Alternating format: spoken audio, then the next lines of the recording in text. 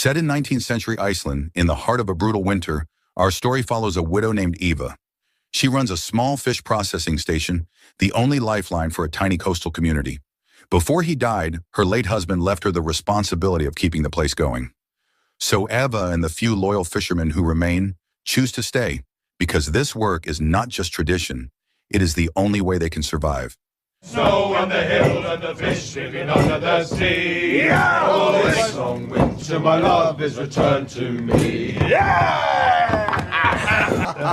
If you don't like it, you know where the kitchen It's a is. swap places. I bet Helga can row faster than you. That night we meet Helga, the woman who cooks for everyone, and Ragnar, a skilled helmsman who knows these icy waters better than anyone. They all know that winters here drag on, and every year the same fear comes creeping in. Food stocks are running low, bait for their lines is almost gone, and there is no other village nearby to ask for help.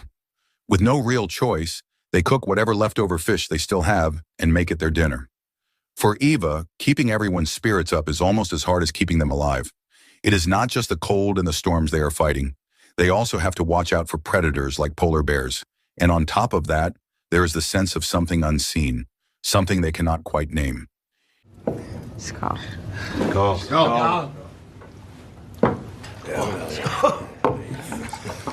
In the middle of this unease, Helga shares a local horror tale, a dark folk story that instantly cuts through the noise and leaves the room in heavy, frightened silence. But she didn't come back either. The handsome brother went to the door himself. At the back of his neck, he felt...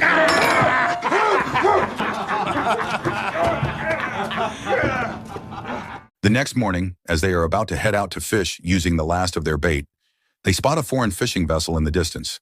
The ship is trapped between the rocks, pulled into a swirling current, and then it sinks. For a moment, they think about going closer to help, but this is the same place where Eva's husband drowned, and the memory of that tragedy still haunts everyone. The hell were they doing this far north? And give them the help that they need. Save them from the perilous sea. Anyone still alive out there will be freezing by the time we get them back to shore. That is not our business. But it isn't! And if they had any sense worth a damn, they wouldn't have taken a ship that big so close to shore in the first place. Overwhelmed by the trauma of that spot, Eva cancels the fishing trip as a way of honoring those who have just gone under. It was only the beginning. This is The Damned. Back at the cabin, Eva sits alone with her thoughts, replaying that decision in her mind. The following morning, she walks back down to the shore to check the coastline. There, half buried in the sand, she finds a wooden barrel still intact.